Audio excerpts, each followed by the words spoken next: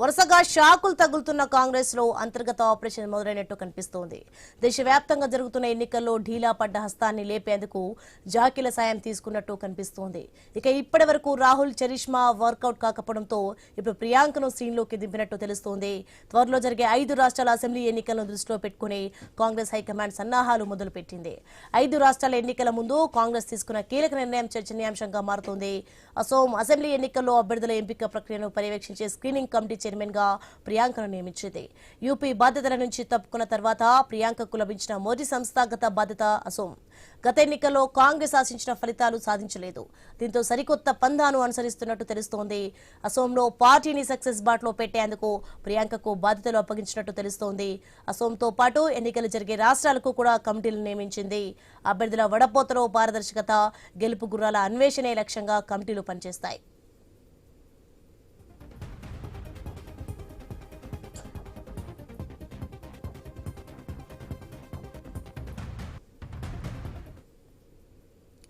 కాగా ఈసారి కాంగ్రెస్ ఇతర ప్రతిపక్ష పార్టీలతో పొత్తు పెట్టుకుని అసోంలో బీజేపీ నుంచి అధికారాన్ని చేజిక్కించుకోవాలని చూస్తున్నట్లు తెలుస్తోంది. చాలా పకడ్బందీగా స్క్రీనింగ్ కమిటీలో ప్రియాంకతో పాటు ఆమె సన్నిహితులైన ఎంపీ ఇమ్రాన్ మసూద్, సప్తగిరి శంకర్, ఉలక, సిరివెల్ల ప్రసాద్లను సభ్యులుగా నియమించింది. దేశంలోని 4 రాష్ట్రాలతో పాటు పుదుచ్చేరిలో ఈ ఏడాది మార్చి, ఏప్రిల్ మధ్యలో ఎన్నికలు నిర్వహించేందుకు సీఈసీ పనులు మొదలుపెట్టింది. అసోం అసెంబ్లీ గడువు కూడా మే 20తో ముగుస్తోంది. అక్కడ మొత్తం 126 సీట్లకు పోలింగ్ జరగనుంది. ఈ ఎన్నికల్లో హ్యాట్రిక్ పై బీజేపీ ఆధ్వర్యంలోని ఎన్డీఏ ఆశలు పెట్టుకుంది. ఎన్డీఏను ఢీకొట్టేందుకు కాంగ్రెస్ పార్టీ, ఏఐయూడీఎఫ్ వంటి ప్రాంతీయ శక్తులతో కలిసి పోటీకి రెడీ అవుతోంది. ఇలాంటి క్రూషియల్ టైంలో ప్రియాంక రాకతో అసోం పాలిటిక్స్ ఆసక్తికరంగా మారింది.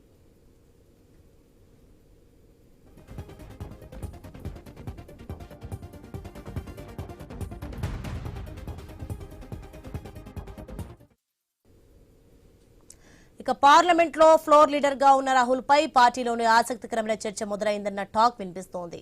ఈ మధ్య కాలంలో రాహుల్ ఆధ్వర్యంలో కాంగ్రెస్ అనుకున్న స్థాయిలో ఫలితాలు సాధించడం లేదన్నది టాక్. మొన్న జరిగిన బీహార్ ఎన్నికల్లోనూ కాంగ్రెస్ సింగిల్ డిజిట్ కే పరిమితం కావడం పార్టీని షాక్ కు గురిచేసింది. దీంతో దిద్దుబాటు చర్యలు చేపట్టిన కాంగ్రెస్ ప్రియాంకను సీన్లోకి తెచ్చినట్టు తెలుస్తోంది. రాహుల్ ఫెయిల్ అయ్యాడని కాంగ్రెస్ అనుకుంటుందా? రాహుల్ కు ప్రధాని అయ్యే యోగ్యత ఇక లేదా?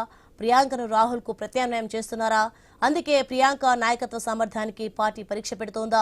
రాహుల్ సారథ్యంలో వివిధ రాష్ట్రాల్లో ఓటమితో కాంగ్రెస్ వ్యూహం మార్చిందా? అసోం ఎన్నికల వ్యూహాలకు రాహుల్ దూరంగా ఉంటారా? ఇండీ కూటమి నేతల ఒత్తిళ్లు ఫలించాయా? అసోంలో ప్రియాంక సక్సెస్ అయితే బలమైన కాంగ్రెస్ నేతగా పుంజుకుంటారా? ఫలితాలు భిన్నంగా వస్తే పరిస్థితి ఏంటి? కాంగ్రెస్ లో ఇంకా ఫ్యామిలీ పాలనే సాగుతుందా? కాంగ్రెస్ ను నడిపించే గాంధీయేతర నేతలు లేరా? ఇంకా కాంగ్రెస్ లో కుటుంబ భజన నడుస్తుందా? ప్రజలు ఎంతకాలం ఫ్యామిలీ పాలనను భరించాలి?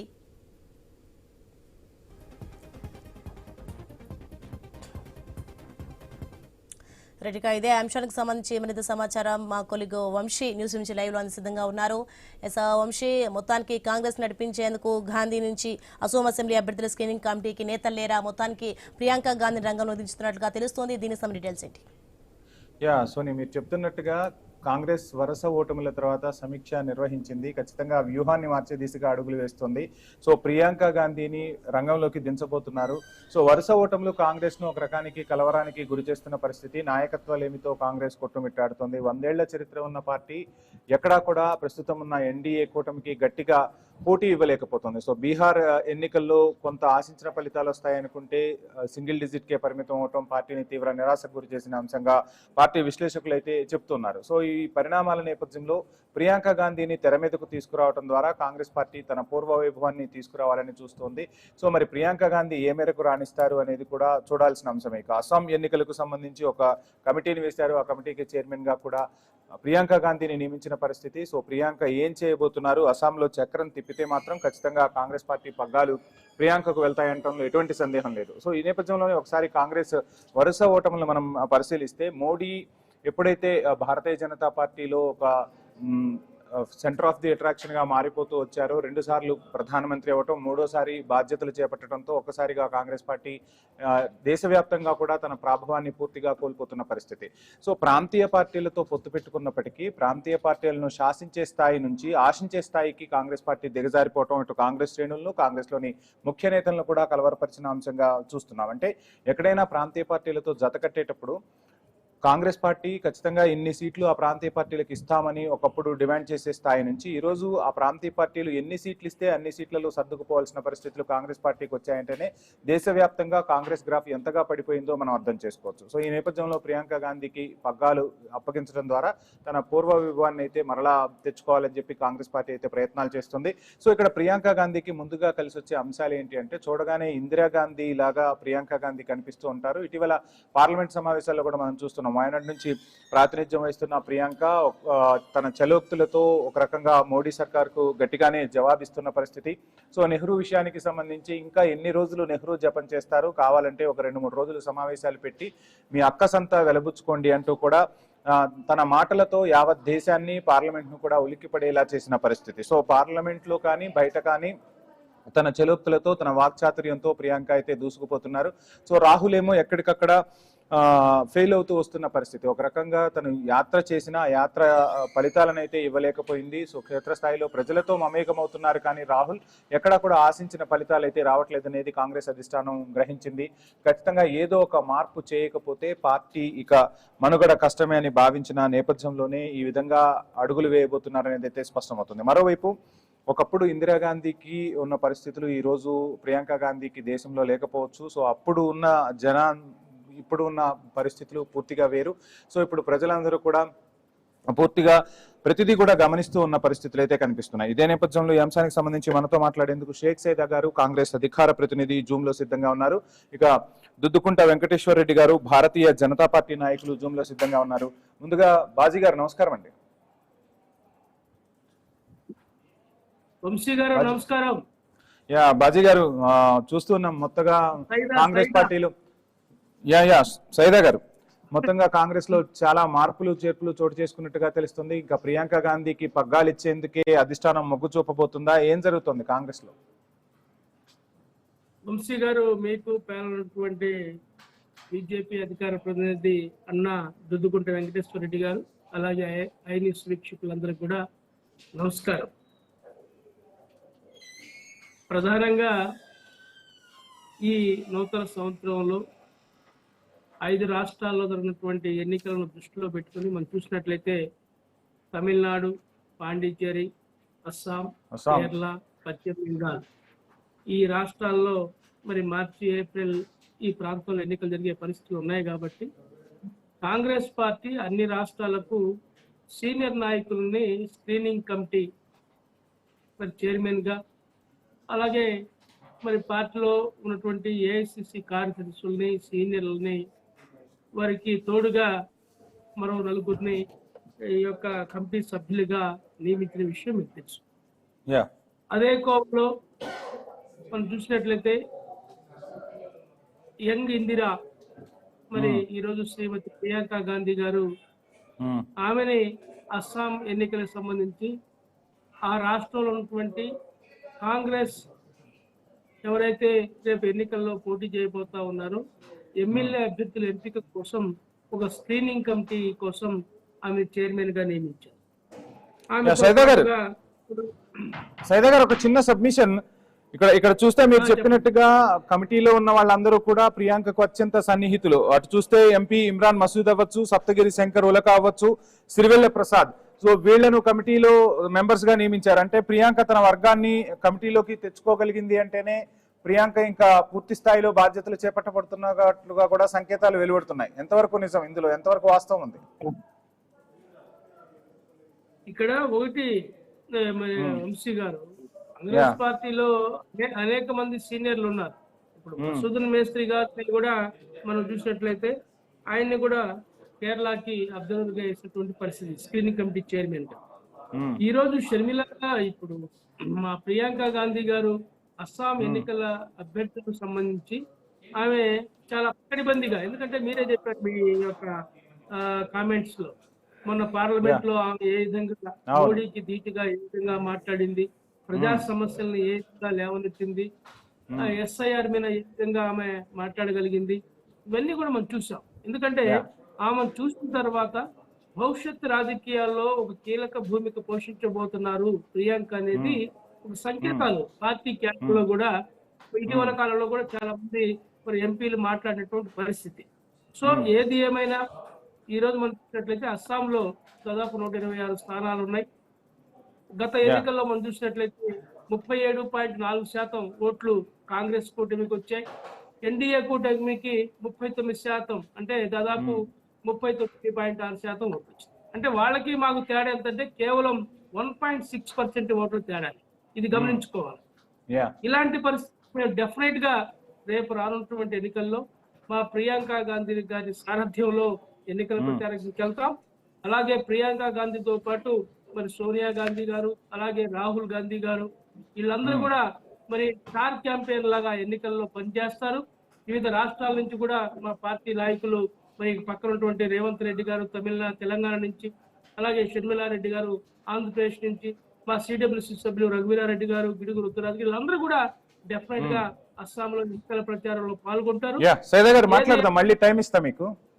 మరలా మీకు టైం ఇస్తాను.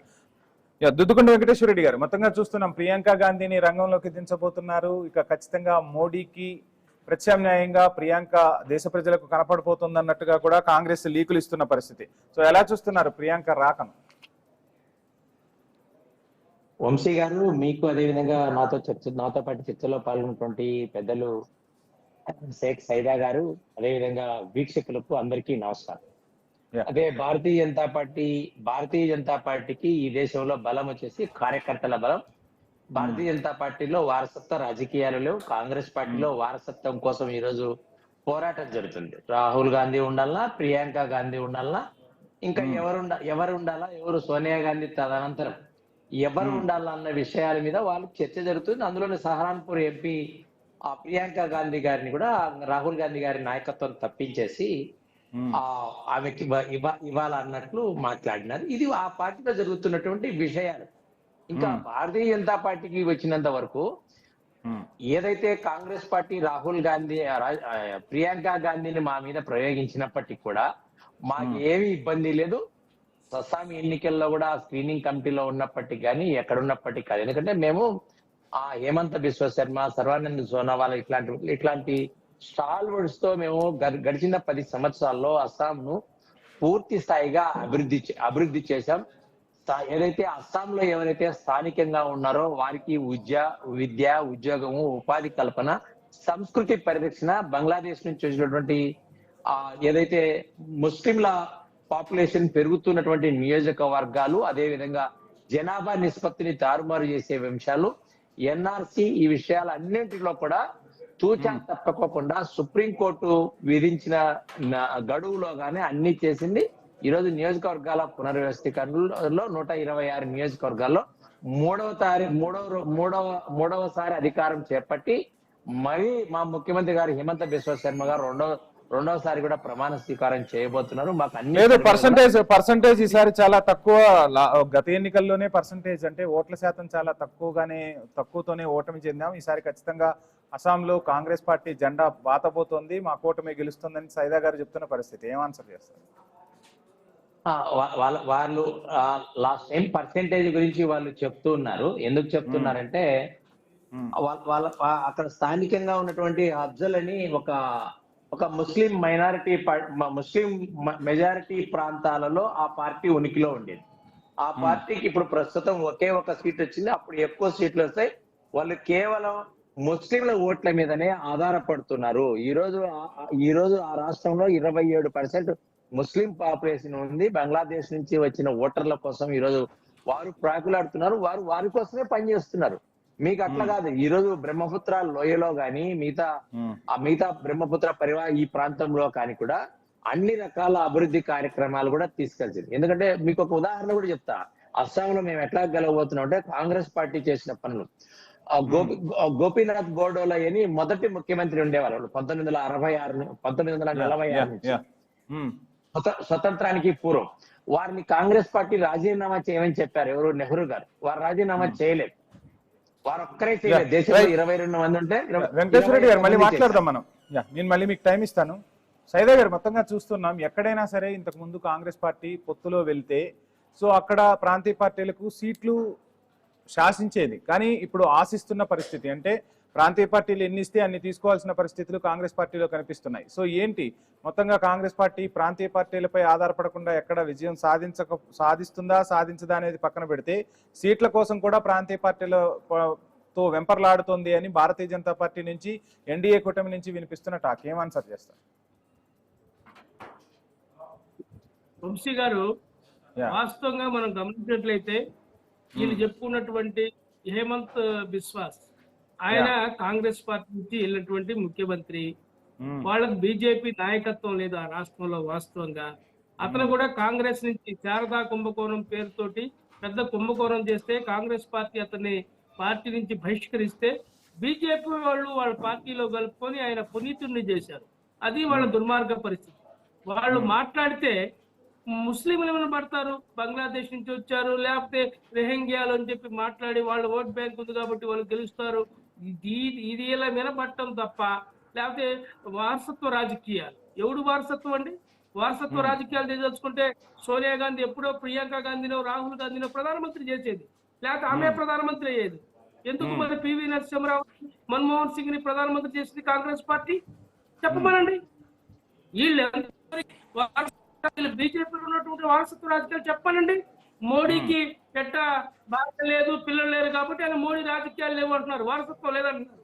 మిగతా వాళ్ళ నాయకులకి వారసత్వాలు లేవు. అమిత్ షా కొడుకు ఏం చేస్తున్నాడు చెప్పండి.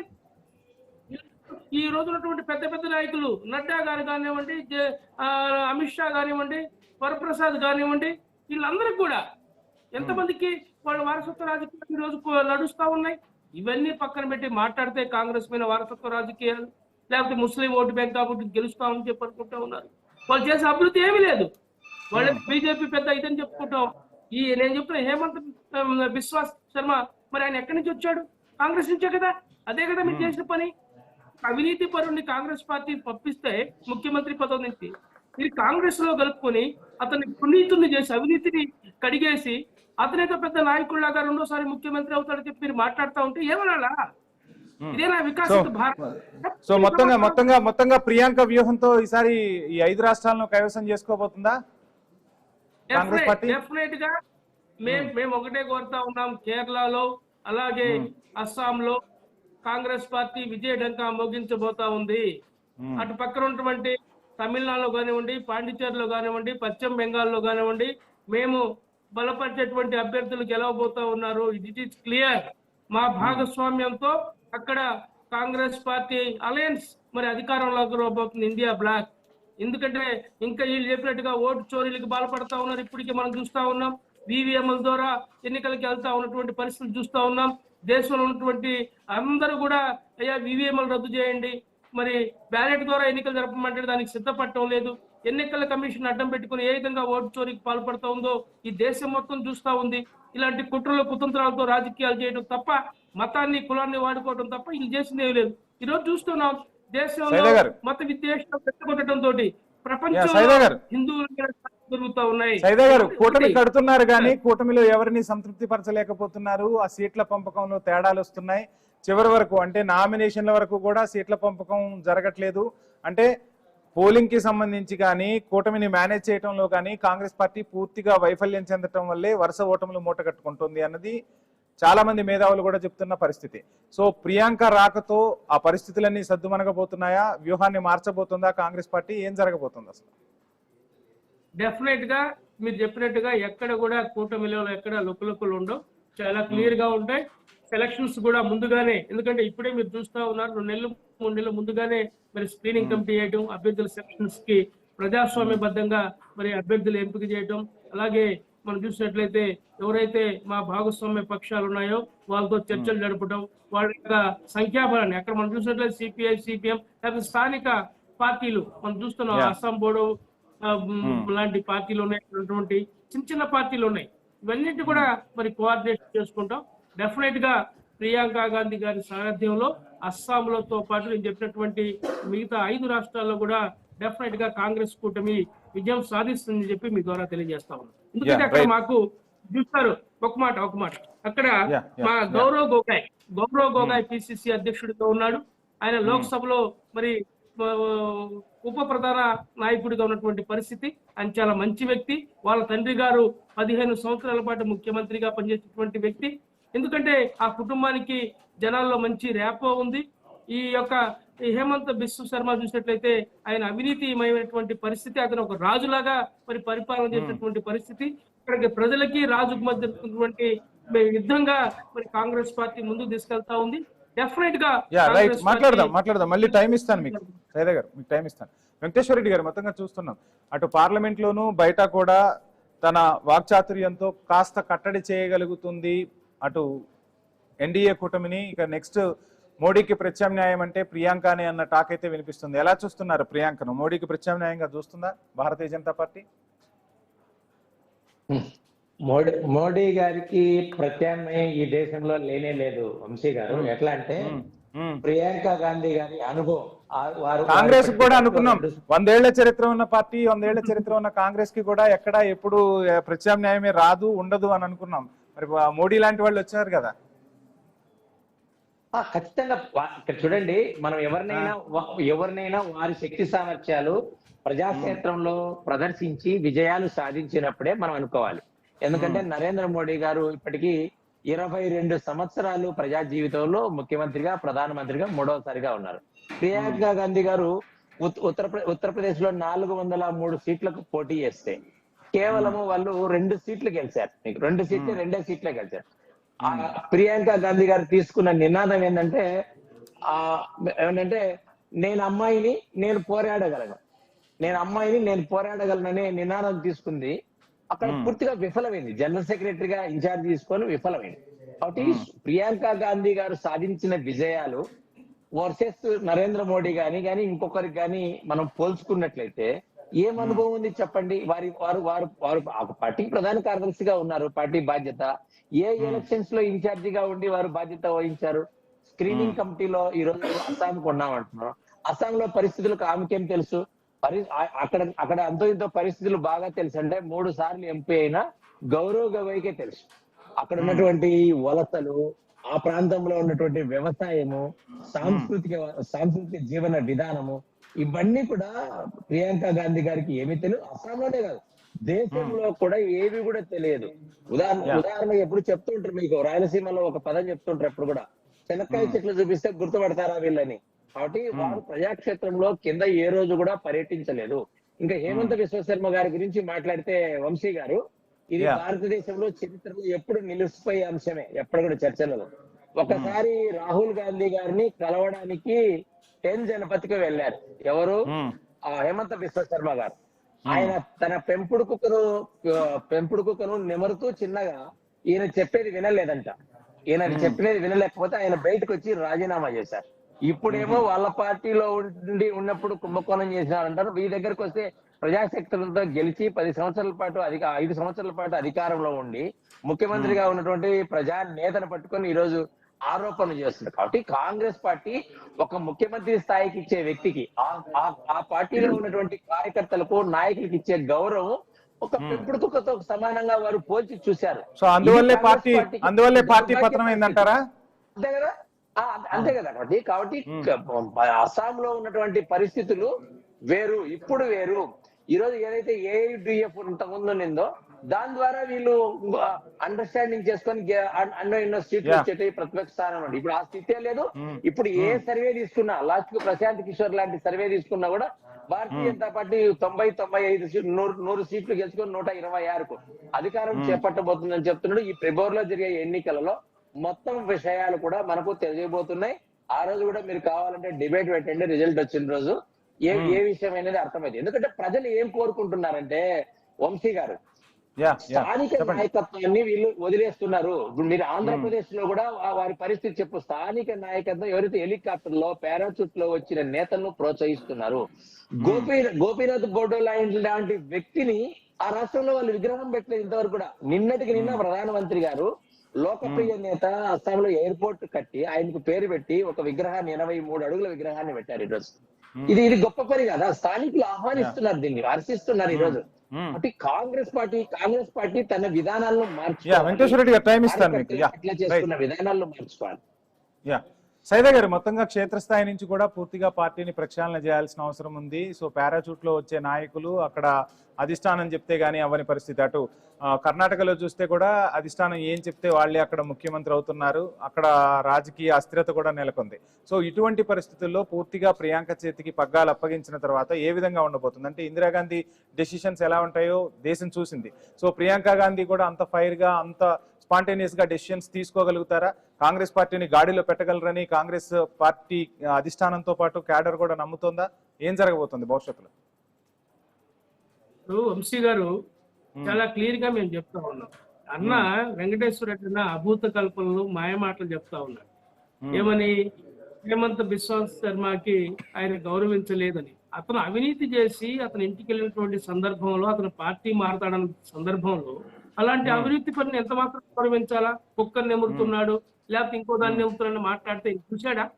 మనం చూస్తా ఉన్నాం. ప్రధానమంత్రి ఆ రోజునటువంటి మనం చూసినట్లయితే అద్వానీ గారు రాజకీయ గురువు ఎవరికి? మోడీ గారి. ఆయన్ని ఒక సభలో పాపం పెద్దాన్ని లేచి నమస్కారం పెడితే ఆ నమస్కారాన్ని కూడా సంస్కారం లేకుండా బదులివ్వనటువంటి దౌర్భాగ్యుడు మీ ప్రధాని మోడీ. అవునా కదా?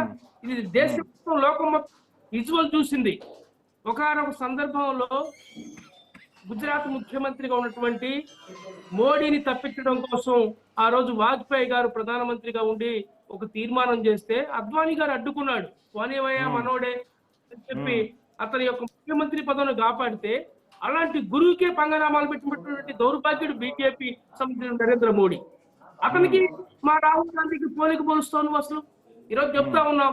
ఎందుకంటే షర్మిల, మనం మా ప్రియాంక గాంధీకి రాజకీయం తెలియదు, ఆమె ఢిల్లీలో ఉంటుంది, యూపీలో ఆడని మాట్లాడుతున్నాం ఇక్కడ. ఎందుకంటే ఒక స్క్రీనింగ్ కమిటీ ఇప్పుడు దుద్దుగుండ వెంకటేశ్వర రెడ్డి ఉన్నాడు, అస్సాంకు పోతే లేకపోతే మన కర్ణాటక ఇన్ఛార్జి చేస్తే ఏం చేస్తాడైనా లోకల్ నాయకులతో సమన్వయం చేసుకుంటాడు. ఎవరైనా అంతే కదా. ప్రియాంక గాంధీ గారికి ఒక అవగాహన ఉంది. వైనాడులో ఆమె విజయం సాధించింది. మరి అనేక ఎలక్షన్స్ లో ఆమె పార్టిసిపేట్ చేసింది. మనం చూస్తా ఉన్నాం. ఒక ట్రబుల్ షూటర్ లాగా పనిచేస్తా ఉంది ఈ రోజు పార్టీలో. ఒక చరిష్మా నాయకురాలాగా, ఇందిరాగాంధీ లాగా పనిచేస్తా ఉంది. మీరు ఎందుకంటే ఈరోజు అక్కడ మా గౌరవ్ గగోయ్ ఉన్నాడు, అక్కడ పిసిసి అధ్యక్షుడిగా ఉన్నాడు, పార్లమెంట్ ఆయన ప్రతిపక్ష ఉపాధ్యక్షుడిగా ఉన్నాడు. ఆయన అనుభవంతో కూర్చొని మాట్లాడతాం తప్ప వీళ్ళేదో చెప్పుకున్నట్లుగా, వీళ్ళేదో చేసినట్లుగా ఇది కరెక్ట్ కాదు. డెఫినెట్ గా రేపు ఎన్నికల్లో అస్సాంలో కాంగ్రెస్ పార్టీ విజయ పతాకాన్ని ఎగరవేయబోతా ఉంది. వీళ్ళు ఎన్ని దొంగ మాటలు చెప్పినా, ఎన్ని అభూత కల్పనలు చెప్పి వీళ్ళు మాట్లాడితే కులం, మతం, విద్వేషం తప్ప అభివృద్ధి గురించి ఒక మాట మాట్లాడితే విగ్రహాలు కాదురా స్వామి, విగ్రహాలు కాదురా బాబు. ఈ దేశానికి ఈ రోజు పేదరికంతో నలిగిపోతా ఉన్నారు ప్రజలు. నిరుద్యోగ సమస్యతోటి యువకులు ఆత్మహత్యలు చేసుకుంటా ఉన్నారు. ఈ రోజు ఉపాధి హామీ పథకం మీరు చూస్తా ఉన్నారు.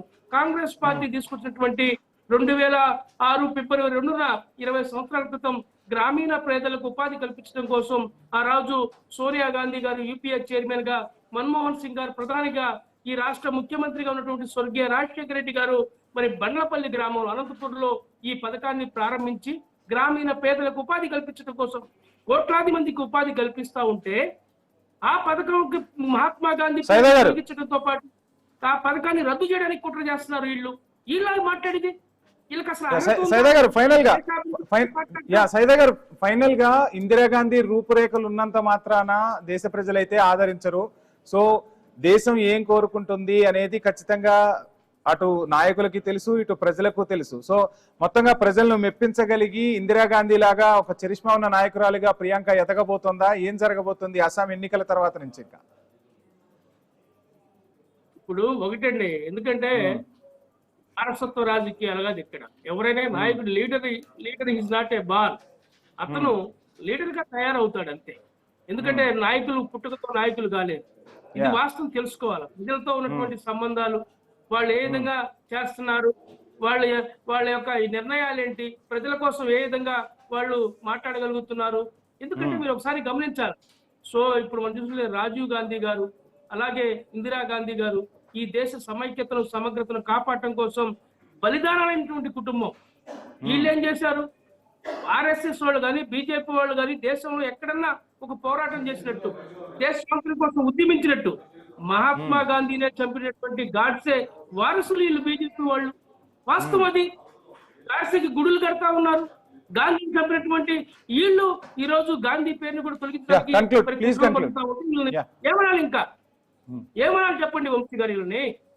రైట్. వీళ్ళు ఎంతవరకు విద్వేషం, మతం మతం మతం హిందువుల్ని ముస్లింల మీద రెచ్చగొట్టేటువంటి మతోన్మాద వ్యవహారం ఇది.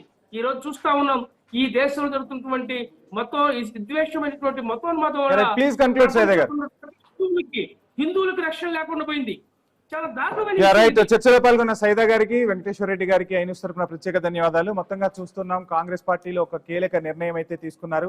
సో అస్సాం ఇన్ఛార్జ్ గా ప్రియాంక గాంధీని నియమించారు. అస్సాంలో విజయం సాధిస్తే పూర్తిగా కాంగ్రెస్ పార్టీ బాధ్యతలు ప్రియాంకకు అప్పగించబోతున్నారా? మరి ప్రియాంక ఇందిరాగాంధీల దేశంలో తన చరిష్మాతో చక్రాన్ని తిప్పబోతున్నారా? మోదీకి ప్రత్యామ్నాయంగా మారబోతున్నారా అనేది మాత్రం $1 మిలియన్ ప్రశ్నగానే మారిపోయిన పరిస్థితి. రానున్న రోజుల్లో ఈ ప్రశ్నలన్నింటికి కూడా ఓ సమాధానం అయితే లభించే అవకాశాలు ఉన్నాయని నిపుణులు